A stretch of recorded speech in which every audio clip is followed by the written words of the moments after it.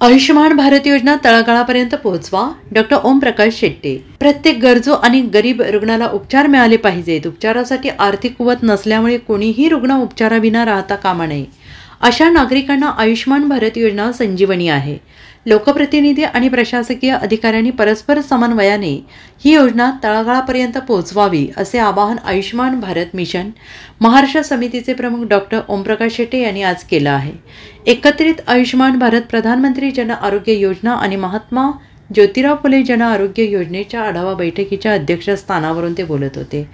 सांगली जिल्हा नियोजन समिती सभागृह येथे आयोजित या बैठकीस आमदार सुधीर गाडगीळ, आमदार गोपीचंद पडळकर, आमदार सुहास बाबर, जिल्हाधिकारी अशोक काकडे, जिल्हा परिषद मुख्य कार्यकारी अधिकारी विशाल नरवाडे, अधिष्ठाता डॉक्टर प्रकाश गुरव, जिल्हा शल्य चिकित्सक डॉक्टर विक्रमसिंह कदम, जिल्हा आरोग्य अधिकारी डॉक्टर विजयकुमार वाघ व्यासपीठावर उपस्थित होते.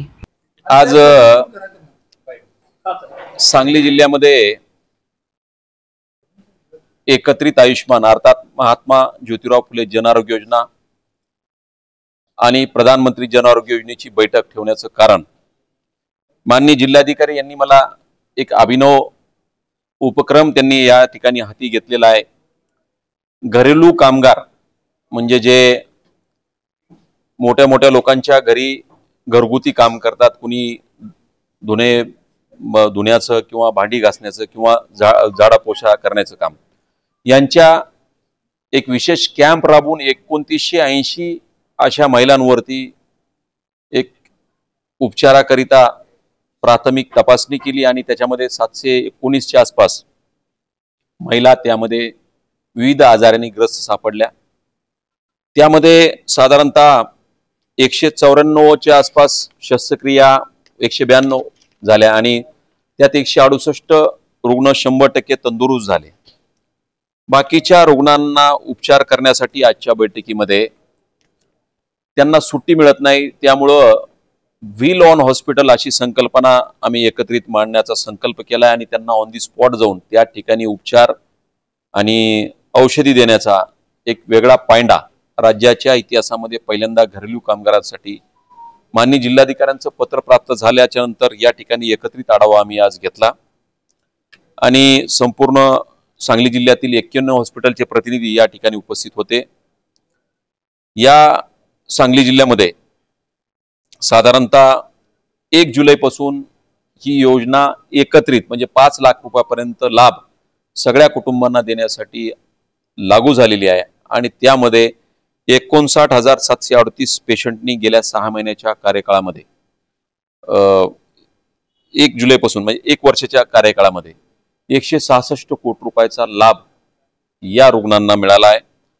मला वाटतंय राज्याच्या इतिहासामध्ये पहिल्यांदाच अशा पद्धतीच्या समितीचा अध्यक्ष या नात्याने 5 लाख रुपयाचा लाभ शेवटच्या घटकांकर देण्यासाठी आम्ही ही योजना नूतनीकरण करून आधुनिक उपचार पद्धती समाविष्ट करून 1356 ज्या प्रोसिजर्स होत्या त्या प्रोसिजर्समध्ये ॲड करून 2399 प्रोसिजर्सला माननीय मुख्यमंत्री महोदयांच्या अध्यक्षतेखाली नियामक परिषदेच्या बैठकीमध्ये मान्यता देण्यात आली.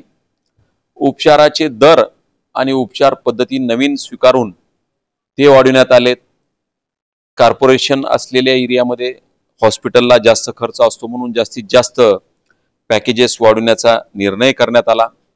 गेल्या वर्षी 6,91,000 पेशंट झाले, यावर्षी 6 महिन्यातच 6,94,000 पेशंट झालेत. गेल्या वर्षीपर्यंत 900 हॉस्पिटल एम्पॅनल होते, आज रोजी 2,473 हॉस्पिटल एम्पॅनल आहेत. 5,400 कोटी रुपयाची या वर्षीची तरतूद माननीय मुख्यमंत्र्यांनी केली, जी इतिहासामध्ये सगळ्यात मोठी अचिव्हमेंट आहे महाराष्ट्राच्या इतिहासामध्ये. यापेक्षाही सगळ्यात प्रामुख्याने एक बाब अधोरेखित करू शकतो की कॉर्पस फंड जो देशाच्या इतिहासामध्ये पहिल्यांदा महाराष्ट्रात अशा पद्धतीचा कॉर्पस फंडचा वेगळा अकाउंट करून जे मेजर ट्रान्सप्लांट आहेत, लिव्हर आहे, बोन मॅरो ट्रान्सप्लांट आहे, हार्ट ट्रान्सप्लांट आहे, लंग ट्रान्सप्लांट वगैरे वगैरे, या ट्रान्सप्लांटला मोफत उपचार देण्यासाठी कॉर्पस फंडची निर्मिती करणारं हे भारतामधलं सर्वंकष असं पहिलं राज्य आहे.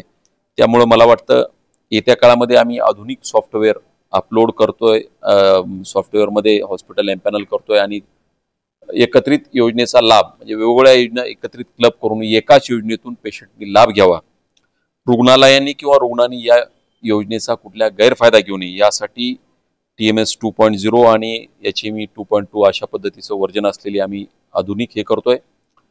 यापेक्षा व्यतिरिक्त एक ते 2 महिन्याच्या कार्यकाळामध्ये आम्ही एक ॲप लॉन्च करतो आयुष्मानचा, की ज्या ॲपच्या माध्यमातून सामान्य लोकांना ह्या योजनेचा लाभ कसा घ्यायचा, आपल्या जिल्ह्यातील रुग्णालय, आपल्या जवळची रुग्णालय या पद्धतीनं ती आयडेंटिफाय होतील आणि अतिशय सुटसुटीतपणे आपल्याला कुठली तक्रार असेल तर त्या ॲपवरती आपल्याला ती देता येते। अशा पद्धतीनं आधुनिकीकरणाचा नवीन आरसा म्हणून या ॲपचा आम्ही लॉन्च करतो आहोत।